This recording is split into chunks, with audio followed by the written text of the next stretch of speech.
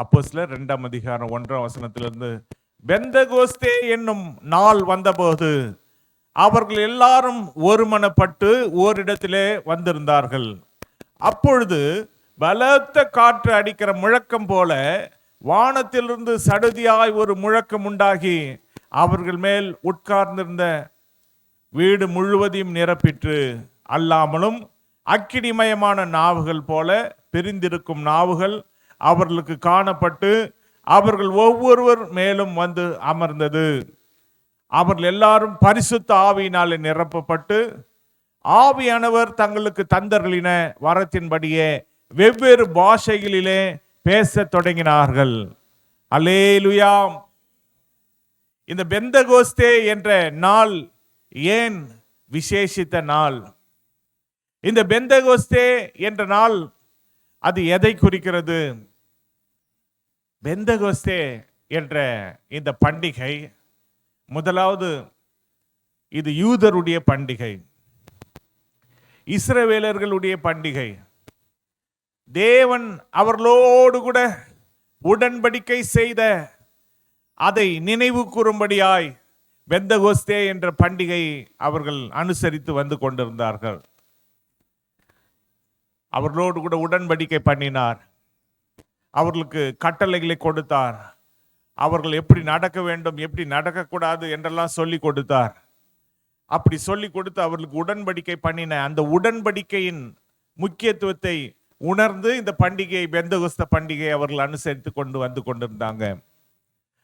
இப்படிப்பட்ட நேரத்திலே இந்த பெந்தகோஸ்தே பண்டிகை எப்படி யூதருடைய பண்டிகையாய் இருந்த பண்டிகை இன்றைக்கு கிறிஸ்தவர்களுடைய பண்டிகையாய் மாறிவிட்டது என்று சொன்னால், ஆண்டவர் இயேசு உயிரோடு கூட எழுந்த அந்த நாளிலே நாம் எல்லாரும் ஈஸ்டர் பண்டிகை கொண்டாடி கொண்டிருக்கிறோம்.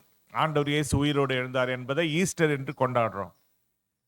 அந்த உயிரோடு எழுந்த அந்த நாளை முதற்கொண்டு 50வது நாள் அல்லது 7வது வாரம் ஞாயிற்றுக்கிழமை அந்த ஈஸ்டர் அந்த நாளோடு கூட சேர்த்து 50வது நாள் பெந்தகோஸ்தே நாள். பெந்தகோஸ்தே அது 50 நாளை சேர்த்து வச்சு அதாவது ஆண்டவர் இயேசு உயிரோடு எழும்பின அந்த நாள் முதல் 50வது நாளை கொண்டாட வண்ணமாக பெந்தகோஸ்தே என்ற பண்டிகை தேவனுடைய பிள்ளைகள் இன்றைக்கு கொண்டாடி கொண்டிருக்கிறாங்க. இதற்கு மிக முக்கியமான ஒரு காரணம், பரிசுத்த ஆவியானவர் இந்த உலகத்துல வந்து இறங்கின நாள். பரிசுத்த ஆவியானவர் இந்த உலகத்துல அந்த நாளை தெரிந்தெடுத்து, பெந்தகோஸ்தே நாளை தெரிந்தெடுத்து அந்த நாளிலே வந்து இறங்கினதுனால இன்னைக்கு சபைக்கு மிக முக்கியமான ஒரு பேர் என்னன்னா பெந்தகோஸ்தே சபைகள் அப்படின்னு நிறைய சபைகள் தங்க பேரை அப்படி வச்சுக்கிட்டாங்க. எதற்காகன்னா இந்த ஊழியம், இந்த சபை முதல் சபை ஆவியினால நிரப்பப்பட்ட ஒரு நாள் தான் பெந்தகோஸ்தே நாள். அதனால பெந்தகோஸ்தே சபைகள் அதிகம் பெருகி கொண்டிருக்கிறது. இன்னைக்கு ஆவியானவர் இந்த 120 பேர் மேல வந்து இறங்கின அற்புதமான காரியம் நடந்த ஒரு வரலாற்று சிறப்பு மிக்க ஒரு நாள். இங்க என்ன நடந்தது? பெந்தகோஸ்தே என்னும் நாள் வந்தபோது அவர்கள் எல்லாரும் ஒருமனப்பட்டு ஓரிடத்திலே வந்திருந்தார்கள். ஒரு மனம் என்பது தேவனுடைய பிள்ளைகளுக்கு மிக மிக முக்கியமாய் தேவைப்படுகிறது. இன்னைக்கு நமக்கு ஒரு மனம் இருக்கா? பண்டிகை கொண்டாடுறோம், கரெக்ட். பெந்தகோஸ்தே பண்டிகை நாம் கொண்டாடி கொண்டிருக்கிற இந்த நேரத்தில் நமக்கும் பரிசுத்த ஆவியானவருடைய அவுட்போரிங், பரிசுத்த ஆவியானவருடைய நிறைவான ஆசீர்வாதம் வர வேண்டுமானால் நம்ம எல்லாருக்குள்ள ஒரு மனம் வேணும். அல்லேலூயா. ஒருமனப்பட்டு ஓரிடத்திலே வந்து கூடினார்கள்.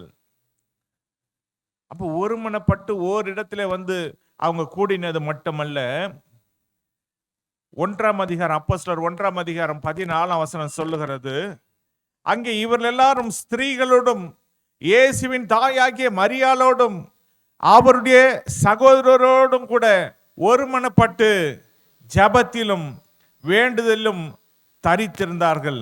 அல்லேலூயா. ஒருமனப்பட வேண்டும், ஒருமனப்பட்டு ஓரிடத்திலே கூட வேண்டும், ஒருமனப்பட்டு ஜெபத்திலே வேண்டுதலிலே தரித்திருக்க வேண்டும். அதுதான் பெந்தகோஸ்தே பண்டிகையினுடைய அடிப்படை, மிக முக்கியமான ஒரு காரியமா இருக்கிறது. இன்னைக்கு நம்முடைய வாழ்க்கையில அற்புதங்கள் நடைபெற வேண்டுமா, ஆசீர்வாதங்கள் நமக்கு கிடைக்க வேண்டுமா, நமக்குள்ளே ஒரு மனம் வேண்டும். அதனாலதான் ஆண்டவர் இயேசு சொன்னார், 2 அல்லது 3 பேர் 2 நாமத்தினாலே எதை கேட்டாலும் தருவேன். 2 பேர் ஒருமனப்பட்டு ஜெபத்தில் எவைகளை கேட்பீர்களோ அவைகளெல்லாம் பெற்றுக்கொள்வீர்கள். அப்ப அது ஒரு மனம், ஒரே மனமா ஜெபம் பண்றது, ஒரே மனம். ஆண்டவரே சுகத்தை தாரும், ஆண்டவரே விடுதலை தாரும், ஆண்டவரே அற்புதங்களை செய்யும். அப்படி ஒருமனப்பட்டு ஜெபம் பண்ணும்பொழுது அந்த ஜெபத்தை ஆண்டவர் கேட்டு நமக்கு அற்புதம் செய்கிறார். அதனால இதுதான் சட்ட திட்டங்கள். நாம ஒரு மனம் இல்லாம அதனாலதான் ஆண்டவர் ஒரு காணிக்கையை கூட அவர் ஒரு மனம் இல்லாம அங்கீகரிக்க மாட்டார். உன் சகோதரன் கிட்ட உனக்கு சண்டை இருந்தா நீ என்ன செய்ய, முதல் போய் அவங்ககிட்ட ஒப்புரவு வாங்கி விட்டு பின்பு உன் காணிக்கையை செலுத்து. அப்ப ஒரு மனம் இல்லைன்னா நம்ம காணிக்கையை கூட ஆண்டவர் அங்கீகரிக்க மாட்டாரு. ஒரு மனம் நம்முடைய வாழ்க்கையில ரொம்ப அவசியமா இருக்கிறது. அப்படி ஒருமனப்பட்டு ஓரிடத்திலே கூடினார்கள், ஒருமனப்பட்டு ஜெபம் பண்ணாங்க, ஒருமனப்பட்டு வேண்டுதல் பண்ணாங்க. அப்பொழுதுதான் பரிசுத்த ஆவியானவர் பலமாய் இறங்கினார். ஹல்லேலூயா. அங்கே அவர்கள் மேல வானத்திலிருந்து சடிதியாய் காற்று அடிக்கிற முழக்கம் போல, வானத்திலிருந்து, அதுவும் சாதாரண காற்றல்ல, பலத்த காற்று அடிக்கிற முழக்கம் போல வானத்திலிருந்து சடுதியாய் ஒரு முழக்கம் உண்டாகி அவர்கள் உட்கார்ந்திருந்த வீடு முழுவதையும் நிரப்பிற்று. அப்போ ஒரு முழக்கம், அது அல்லாமலும் அக்கினிமயமான நாவுகள் போல பிரிந்திருக்கும் நாவுகள் அவர்களுக்கு காணப்பட்டு அவர்கள் ஒவ்வொருவர் மேலும் அமர்ந்தது. ஒவ்வொருவருக்கும். அப்ப ஆண்டவர் ஒவ்வொருவருக்கும் கேர் எடுக்கிறார். ஒவ்வொருவர் மேலேயும் அவர் அக்கறை உள்ளவரா இருக்கிறார். 120 பேர் இருக்காங்கன்னா 120 பேருக்கும் ஒவ்வொரு நாவுகள் அவங்க மேல இறங்குது. 120 பேரும் வெவ்வேறு பாஷைகளை பேசுறாங்க. 120 பேரையும் ஆண்டவர் விசாரிக்கிறார். 120 பேரையும் தேவன் நிரப்புகிறார். 120 பேரையும் தேவன் ஆசீர்வதிக்கிறார். இன்னைக்கு இந்த இடத்துல, இந்த ஆலயத்துல எத்தனை பேர் வந்திருந்தாலும் அத்தனை பேர் மேலேயும் ஆண்டவர் அக்கறை உள்ளவராக இருக்கிறார். அத்தனை பேரையும் தனித்தனியா பெயரா அவர் உங்களை பார்த்து கொண்டு இருக்கிறார். உங்களை நிரப்ப அவர் வல்லமை உள்ளவராக இருக்கிறார். உங்களை சுகப்படுத்த அவர் வல்லமை உள்ளவராக இருக்கிறார். உங்களை ஆசீர்வதிக்க அவர் கிருபை உள்ளவராக இருக்கிறார். ஒவ்வொருவரையும் அன்னைக்கு 120 பேர் தான் அங்க இருந்தாங்க. 120 பேரும் நிரப்பப்பட்டாங்க. 120 பேரும் ஆசீர்வதிக்கப்பட்டாங்க. எல்லாரும் ஆச்சரியப்படுறாங்க, எல்லாரும் சந்தோஷப்படுறாங்க. தேவனுடைய மகத்துவங்களை அவங்க அறிவிச்சாங்களாம். இன்னைக்கு நாம் இந்த உலகத்திற்கு தேவனுடைய மகத்துவங்களை அறிவிக்கிற ஒரு நாள் தான் பெந்தகோஸ்தே நாள். பரிசுத்த ஆவியானவர் இந்த உலகத்துக்கு வந்தது மட்டுமல்ல, ஆண்டவர் இயேசு சொன்னார். அவர் என்ன சொன்னார்னா, அப்போஸ்தலர் 1:8 பரிசுத்த ஆவி உங்களிடத்தில் வரும்போது நீங்கள் பலன் அடைந்து எருசலேமிலும் யூதேயா முழுவதிலும் சமாரியாவிலும் பூமியின் கடைசி பரியந்தமும் எனக்கு சாட்சிகளாய் இருப்பீர்கள் என்றார். அல்லேலூயா. பரிசுத்த ஆவியானவர் நமக்கு கொடுக்கப்பட்ட மிக முக்கியமான நோக்கம் என்னன்னா, நாம் சாட்சிகளாய் இருக்க வேண்டும். சாட்சி. நம்ம வாழ்க்கை அநேகர் பார்த்து கொண்டிருக்கிறாங்க. நம்முடைய வாழ்க்கையை அந்நியர்கள், ஆண்டவரை அறியாதவர்கள் எல்லாரும் பார்த்து கொண்டிருக்கிறாங்க.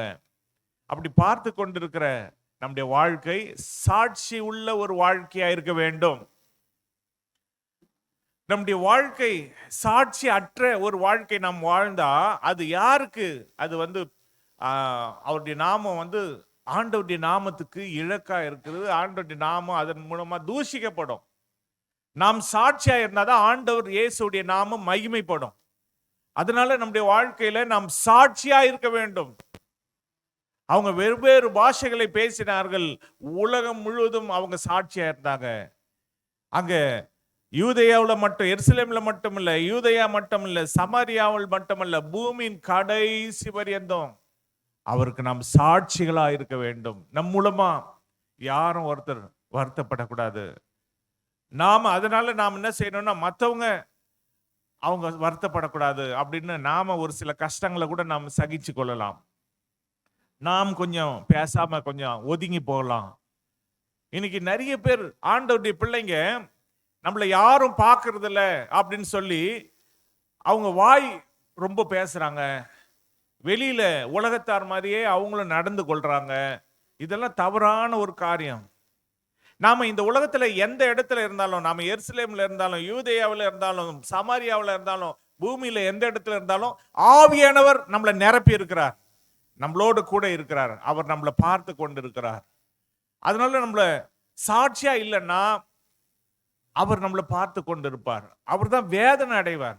இப்ப நம்முடைய பிள்ளைங்க ஒரு தப்பான வழியில போனா ஒரு பெற்றோர் எவ்வளவு வேதனை அடைவோம். ஐயோ, என் பிள்ளை கெட்ட வழியில போறானே, என் பிள்ளை தவறான பழக்க வழக்கத்துல இருக்கிறானே அப்படின்னு சொல்லி எவ்வளவு வேதனைப்படுவோம். அதை காட்டிலும் பரிசுத்த ஆவியானவர் நம்ம மேல வேதனைப்படுவார். அதனாலதான் மீட்கப்படும் நாளுக்கென்று முத்திரையாய் கொடுத்த பரிசுத்த ஆவியை நீங்கள் துக்கப்படுத்தாதிருங்கள். அவர் தான் நம்மளை மீட்க முடியும். பாருங்க, ஒரு நகைய ஒரு கடையில வச்சிடறாங்க. அந்த ரசீது இல்லைன்னா அந்த நகையை மீட்க முடியாது. நீங்க ரசீதை கொண்டு வாங்க, நீங்க வாங்கிட்டு போங்க அப்படின்னு சொல்லுவாங்க. எந்த ஒரு பேங்க்ல வச்சாலும் அந்த ரசீதை கொண்டு வாங்க. அப்போ மீட்கப்படுறதுக்கு நமக்கு அந்த பரிசுத்த ஆவியானவர் தான் முத்திரை. ஒரு நகையை மீட்கிறதுக்கு எப்படி, அது போல நம்மளை இந்த உலகத்திலிருந்து மீட்டு கொண்டு பரலோகத்துக்கு கொண்டு செல்வதற்கு பரிசுத்த ஆவியானவர் ஊற்றப்பட்ட நாள் தான் இந்த பெந்தகோஸ்தே நாள். அதனால இன்னைக்கு பரிசுத்த ஆவியானவரை ஒருவேளை யாராவது பெறல, இது வரைக்கும் பெறல அப்படின்னா, இன்னைக்கு ஆண்டவர் வல்லமையாய் ஆவியானவரை ஊற்றுகிற தினம் தான் இந்த நாள். அதனால நீங்க நல்லா ஒருமனப்பட்டு ஒரு இடத்துல கூடி வந்தாலே போதும், நீங்க ஜெபம் பண்ணாலே போதும், நீங்க வேண்டுதல் பண்ணாலே போதும், பரிசுத்த ஆவியானவர் உங்களை வல்லமையா நிரப்பிடுவார். அதுக்கு ஒரு சான்ஸ் தான் 9 மணிக்கு உங்களுக்கு விசேஷித்த ஆராதனை அங்க ஒழுங்கு செய்யப்பட்டிருக்கு. யாரெல்லாம் அபிஷேகம் பெறலையும் தயவு செய்து அந்த 9 மணி ஆராதனைக்கு வந்துருங்க. அங்க வச்சு உங்களுக்கு பரிசுத்த ஆவியானவர் இறங்கும் பொழுது அந்த ஆவியானவருடைய பரிசுத்த ஆவியானவருடைய அந்த ஐக்கியமயமான நாவுகள், அந்த இடிமுழக்கம், பெருவெள்ளம், காற்று, பலத்த காற்று எல்லாம் அங்க நடக்க போகுது. அல்லேலூயா. தேவன் நம்மளை நிரப்ப போகிறார். இந்த முதல் ஆராதனை அவசர அவசரமா வேலைக்கு போறீங்கன்னு சொல்லி 1 மணி நேரம் 1.5 மணி நேரத்துக்குள்ள முடிச்சு உங்களை நாங்க அவசர அவசரமா அனுப்புறோம். ஆனா அப்படி நீங்க ஒவ்வொரு வாரமும் நீங்க இருந்து விடாதீங்க. ஏன்னா கொஞ்சம் நம்ம சாப்பிட்டா போதாது, எல்லாரும் திருப்தியா சாப்பிடணும். அப்போ திருப்தியா சாப்பிடணும்னா முழு ஆராதனைக்கு நீங்க வரணும். ஏதோ அவசர விஷயமா நீங்க வேலைக்கு போறீங்க அப்படின்னு சொல்லி முதல் ஆராதனைக்கு வந்து போறதுக்கு நாங்க உங்களை இது பண்றோம். மற்றபடி நீங்க மெயின் ஆராதனைக்கு 9 மணிக்கு ஆராதனைக்கு தான் நீங்க எல்லாருமே வரணும்னு நாங்கள் உங்களை உற்சாகப்படுத்துறோம். ஏன்னா அதுலதான் கொஞ்சம் நேரத்தை நம்ம எடுத்து ஆண்டவர் துதிக்க, ஆராதனை செய்ய, ஆவியில நிரம்ப, எல்லாவற்றுக்கும் அது உபயோகமா இருக்கும். அதனால நீங்க காலையில நீங்க மெயின் ஆராதனைக்கு வராம காலையிலேயே வந்து நீங்க போகணும்னு நினைக்காதீங்க. ஏதோ ஒரு சில நாட்கள் இங்க வந்து காலை ஆராதனையில நீங்க கலந்து கொள்ளலாம். மற்றபடி மெயின் ஆராதனைக்கு நீங்க வந்து கலந்து கொள்ளணும். அதை நீங்க பிரயாசப்படுங்க. இன்னைக்கு மிக முக்கியமா இன்னைக்கு நீங்க மெயின் ஆராதனைக்கு நீங்க வந்து கலந்து கொள்ள வேண்டும். ஏன்னா இன்னைக்கு பெந்தகோஸ்த பண்டிகை. அதனால தேவன் நம்ம வாழ்க்கையில இன்னைக்கு என்ன செய்ய போறாரோ அதுதான் வாழ்நாள் முழுவதுமா நமக்கு போதுமானதா இருக்க போகுது. வாழ்நாள் முழுவதுமா அவருடைய வல்லமை, அப்படி அபிஷேகம் நம்ம கெட்டு போகாம நம் நித்திய ஜீவனை பெற்றுக்கொள்ள, நாம ஆசீர்வாதங்களை பெற்றுக்கொள்ள, விடுதலை பெற்றுக்கொள்ள, சுகத்தை பெற்றுக்கொள்ள, எல்லாவற்றுக்கும் ஆவியானவர் தான் நமக்கு, வேற யாருமே கிடையாது. ஏன்னா ஆண்டவர் இயேசு இந்த உலகத்திலிருந்து கடந்து செல்லும் பொழுது அவர் சொன்னது, நீங்க காத்திருங்க. அப்போஸ்தலர் 1:5 ஆகையால் நீங்கள் எருசலேமை விட்டு போகாமல் என்னிடத்தில் கேள்விப்பட்ட பிதாவின் வாக்குத்தத்தம் நிறைவேற காத்திருங்கள் என்று கட்டளையிட்டார். ஆண்டவர் இயேசு உயிரோட எழுந்த உடனே நம்ம எல்லாருக்கும் தெரியும், 40 நாள் வரைக்கும் இந்த உலகத்துல எல்லாருக்கும் அவர் உயிரோடு இருக்கிறத வெளிப்படுத்தி கொண்டே இருந்தார். 40 நாள் முடிந்த பிறகு அவர் பரலோகத்துக்கு எடுத்து கொள்ளப்பட்டார். அவர் பரலோகத்துக்கு போன பிறகு 50வது நாள் கரெக்டா ஆண்டவர் இயேசு உயிரோட எழுந்து அவர் பரலோகத்துக்கு போய் 40 நாள் இயேசு இங்க எல்லாருக்கும் தாம் உயிரோடு இருக்கிறத வெளிப்படுத்தி காமிச்சு அவர் 41வது நாள் அவர் பரலோகத்துக்கு போயிட்டார். இடைப்பட்ட நாட்கள் 10 நாட்கள் அவர் பரலோகத்துல போய் அங்க ஆவியானவர்கிட்ட பேசி தேவனோடு அவர் பேசி எல்லாரும் எப்படி இந்த உலகத்தை தீர்மானம் பண்ண உண்டாக்கும் பொழுது நாம் இந்த உலகத்தை உண்டாக்கலாம், மனிதர்களை உண்டாக்கலாம், நம்மை போல உண்டாக்கலாம், இது நல்லது அப்படிலாம் தீர்மானம், அது போலதான் தீர்மானம் பண்ணியிருப்பாங்க. ஆண்டவர் இயேசு சொல்லியிருப்பாரு, நான் வாக்கு பண்ணிட்டேன், என் பிள்ளைகளுக்கு நான் வாக்கு பண்ணிட்டேன், பரிசுத்த ஆவியை உங்களிடத்துல அனுப்புன்னு வாக்கு பண்ணிட்டேன், அதனால பரிசுத்த ஆவியானவர் உலகத்துக்கு போகணும் அப்படின்னு சொல்லியிருப்பாரு. பரிசுத்த ஆவியானவரும் நான் போறேன், பிதாவும் அதற்கு ஆமேன் அப்படின்னு ஒத்துழைப்பு கொடுத்து அவர் மறு உத்தரவு கொடுத்திருப்பார். அப்போ ஆண்டவர் இயேசு எப்படி இந்த உலகத்துக்கு வந்தாரோ அதே போல ஆவியானவர் இந்த உலகத்துல வந்துட்டார். ஆவியானவர் இப்ப நம்ம கூட இருக்கிறார். இயேசு மாம்சத்துல இருந்தாரு, ஆனா ஆவியானவர் ஆவியில இருக்கிறாரு. இயேசுவை நாம் தொட முடியும், இயேசுவை நாம் காண முடியும், ஆனா பரிசுத்த ஆவியானவரை நாம் தொட முடியாது, நாம் காண முடியாது, ஆனா நம்ம கூட தான் இருக்கிறாரு. அப்ப இயேசு வந்ததை எப்படி நாம கிறிஸ்துமஸ் என்று கொண்டாடுறோமோ, நம்முடைய ஆண்டவர் ரட்சகர் இயேசு வந்ததை அதே போலதான் பரிசுத்த ஆவியானவரும் ஆண்டவர் இயேசுவும் சமமானவர்கள். திருத்துவத்துல திரியேக தேவன் பிதாவாகிய தேவன் எப்படியோ அதே போலதான் இயேசுவாகிய தேவன், அதே போலதான் பரிசுத்த ஆவியாகிய தேவன். அதனால திரியேக தேவன் பிதாவாக குமாரனாக பரிசுத்த ஆவியாக இருக்கிறதுனால தேவன் தான், தேவன் ஒருவர் தான். அவர் பிதாவாக இருக்கிறார், குமாரனாக இருக்கிறார், பரிசுத்த ஆவியானவராக இருக்கிறார். அப்ப பிதாவாக பரலோகத்துல இன்றைக்கும் இருக்கிறாரு. இன்னைக்கு இயேசுவாக அவர் பரலோகத்துல வலது பார்சத்தில், பிதாவின் வலது பார்சத்துல அவர் உட்கார்ந்து நமக்காக பரிந்து பேசி கொண்டிருக்கிறார். 3 ஆள் தத்துவத்தில் இருக்கிறார். எப்படி நம்முடைய சரீரம் ஆவி ஆத்மா சரீரம்னு 3 பகுதியா இருக்குதோ அது போல தேவன் 3இல் ஒருவராய் இருக்கிறார். 3 விதத்துல தனித்தனியா செயல்பட முடியும், ஆனா 3இல் ஒருவர். அவர் ஒருவர் தான், ஆனா 3 டினாமினேஷன், அதாவது ஆள் தத்துவம் உள்ளவராய் இருக்கிறார். தனித்தனி 3 ஆட்கள் போல, ஆனா தேவன் ஒருவர் தான். இன்னைக்கு அதே தேவன் இயேசுவாக வந்து அவர் மரிச்சது போல இன்னைக்கு இந்த பெந்தகோஸ்தே நாளிலே பரிசுத்த ஆவியாகிய தேவன் தான் அவரே வந்திருக்கிறார். அவர் வந்த நாள் தான் இந்த நாள், இந்த பெந்தகோஸ்தே நாள். அப்ப அவர் வந்திருக்கிறாருன்னா அவருக்கு நம்ம எவ்வளவு முக்கியத்துவம் தரணும். அவர் நம்ம கூடவே வாசம் பண்றாரு, நம்ம கூடவே டிராவல் பண்றார்.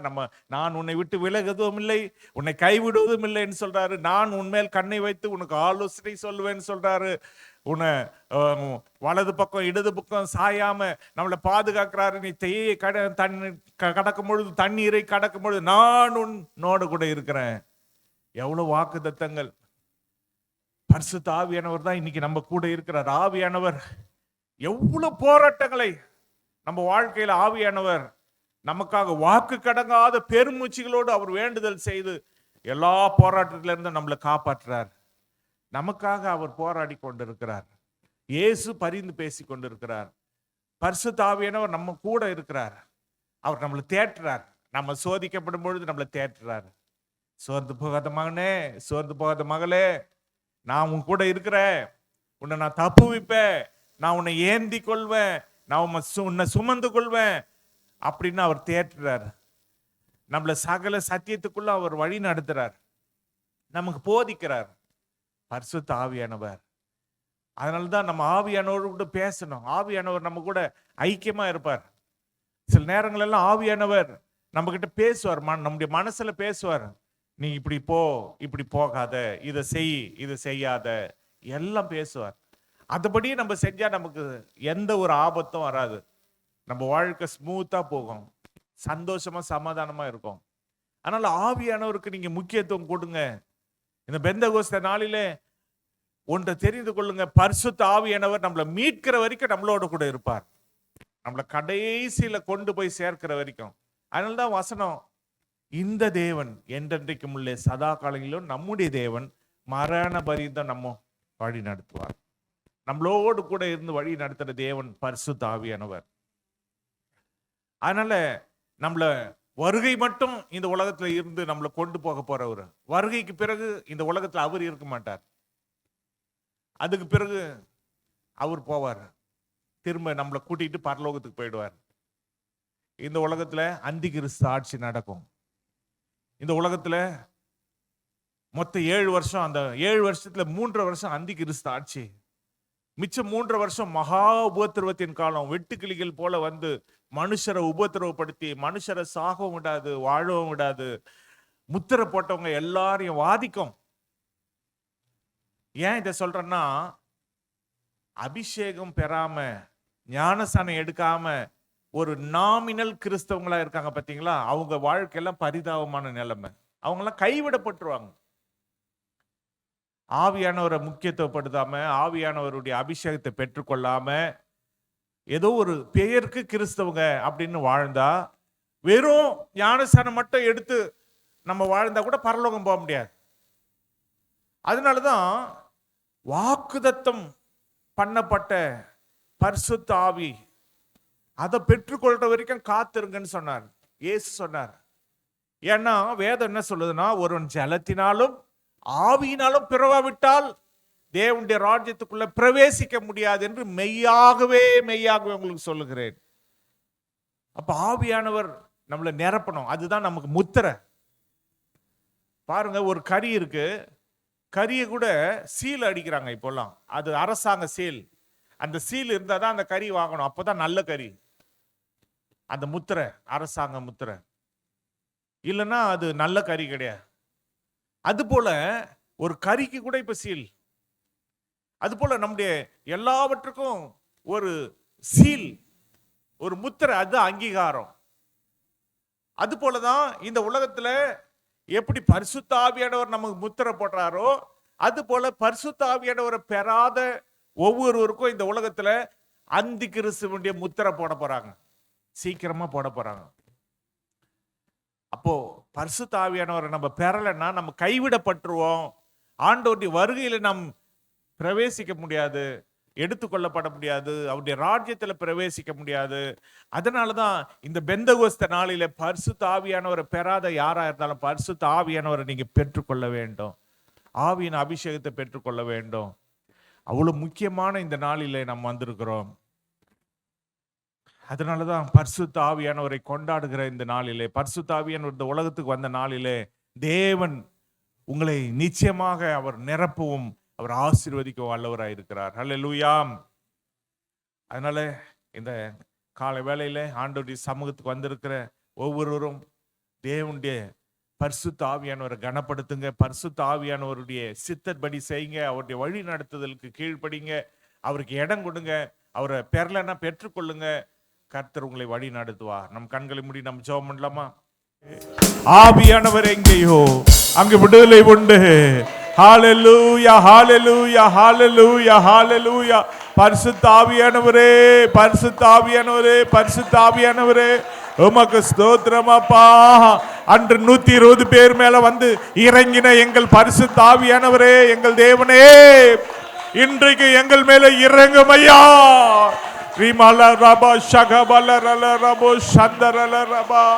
ஆண்டவரே, கட்டுகள் அறுக்கப்படுவதாக, வியாதியின் கட்டுகள் அறுக்கப்படுவதாக, பிரச்சனையின் கட்டுகள் அறுக்கப்படுவதாக, ஒவ்வொருவரும் உமக்காய் வாழ்வார்களாக, ஒவ்வொருவரும் உமக்கு சாட்சிகளாய் வாழ்வார்களாக. ஆமென் ஐயா, அம்மை ஸ்தோத்தரிக்கிறோம் அப்பா. எங்கள் வாழ்நாள் எல்லாம் எங்க கூடவே நீர் இருந்து எங்களை வழி நடத்தும் ஐயா. உம்முடைய சித்தப்படி எங்களை வழி நடத்தும். இதனால வந்த தேவனுடைய பிள்ளைகளை நீர் ஆசீர்வதி. இதை பார்த்து கொண்டிருக்கிற ஒவ்வொருவரையும் நீரே வழி நடத்தி அப்பா உம்முடைய அன்பில் நீர் ஆற்றி தேற்றி போதித்து உம்முடைய சித்தப்படி ஒவ்வொருவரையும் வழி நடத்தும். உம்முடைய பரலோக ராஜ்யத்துக்கு எங்களை தகுதிப்படுத்தும். ஆண்டவரே எங்களை பரிசுத்தப்படுத்தும், எங்களை மீட்டு கொள்ளும். இந்த வருகையில இயேசப்பாவின் வருகையில் நாங்கள் கைவிடப்படாமல் இருக்க உதவி செய்யுங்க அப்பா. பெரிய காரியங்களை செய்ய சகல துதிகன மகிமையும் ஒருவருக்கே நாங்கள் ஏறெடுக்கிறோம். எங்கள் மீட்பெறும் எங்கள் ரட்சகருமாகிய இயேசு கிறிஸ்துவின் நாமத்தில் ஜெபிக்கிறோம் எங்கள் பரிசுத்த பிதாவே.